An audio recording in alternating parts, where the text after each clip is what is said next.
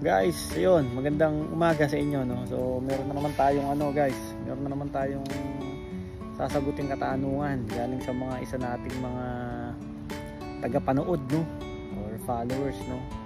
Actually, sabi niya doon, ang sabi niya ay kung madali lang daw ba makapasok ng isang kitchen staff dito sa sa Canada, no. So, sagutin natin 'yan. Actually, guys, ito base lang sa experience ko kasi dumaan ako guys sa magmula 2007 after kong makagraduate ng college bilang isang HRM student, no. Ano na ako nun guys, nagtrabaho na ako nun. So ibig sabihin from 2007 hanggang sa kasalukuyan ano talaga ako guys, kumbaga kusinero talaga yung naging linya ko na, no. Hindi ako nakapag-apply or nakapagtrabaho sa ibang industriya. Talagang lang guys, talagang kusina. Maliban nga lang guys, kasi ko nag-restaurant, tapos hospital, tapos restaurant ulit. Do same lang din naman kasi nasa kusina lang din ako. Kaya ayun, so from 2007 hanggang ngayon, yun talagang yun talagang naging trabaho ko na, kusinero, no. So maraming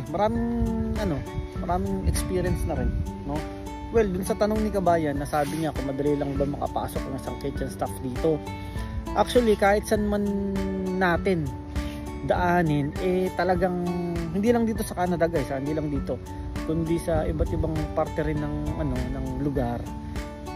Kung mag-a-apply ka sa isang trabaho, dapat talaga meron kang experience, 'di ba? So pagpalagay natin at least 2 years or 3 years, 'di ba? Depende po kasi yan depende yun sa sa magiging estado mo dun sa mag-interview sa iyo or yung magiging employer mo, no. So ganun lang. Tapos hindi ka rin naman kasi talagang i-hire ng isang employer kung wala ka talagang experience, no. Talagang dapat kailangan may experience ka talaga, mapa-kusinero man o mapa-ibang linya, halos lahat. Kasi hindi mo naman talaga magagawa yung trabaho mo kung kung wala kang experience, 'di ba? Actually nangyari sa amin 'yan doon na nung nasa Saudi pa kami. Kumbaga nag-apply sa company namin. Tapos ang daming pinakitang mga papeles, no, na kumpleto siya ng ganito, ganyan. Kaso nga lang nung nagtatrabaho na, ay talagang doon mo malalaman na wala talagang experience, no. Kaya ilang buwan lang pinauwi rin siya, no. Kaya ingat din tayo doon guys. Kasi unang-una dapat nagsasabi tayo ng totoo dun sa nagiging employer natin, no.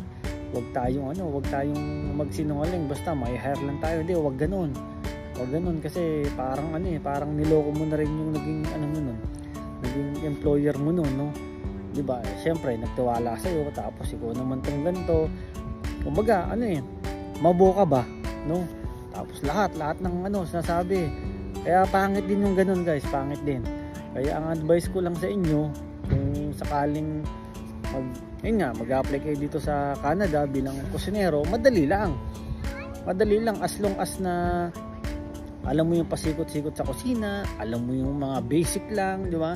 Alam mo, kumbaga dapat may experience ka para magawa mo ng tama, ng maayos yung magiging trabaho mo dito. Kasi sabi ko sa inyo, pagdating nyo rito, talagang masasabi mo na ito pala yung totoong laban, no?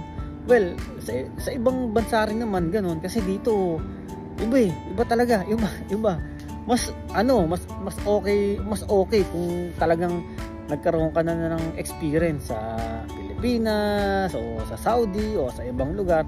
Mas okay yun. Pagdating mo rito talagang sisiw na sa'yo. Pero syempre depende pa rin talaga. Kaya yun, madali lang guys, madali lang makaano rito, as long as na lalo kung magustuhan ka ng employer. Nako, talagang Lilo, kasama ko si Lilo guys.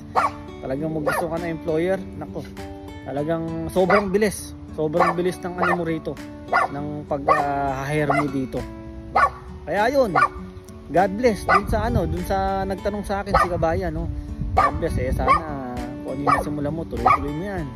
Madali lang, basta basta think positive lang, tapos huwag maging negatibo, di ba? Baga, isipin mo lang na nagawa nga ng iba, nagawa ko, nagawa namin, ikaw pa kaya, di ba? So yun lang guys, yun lang. Ingat kayo lahat, God bless you all.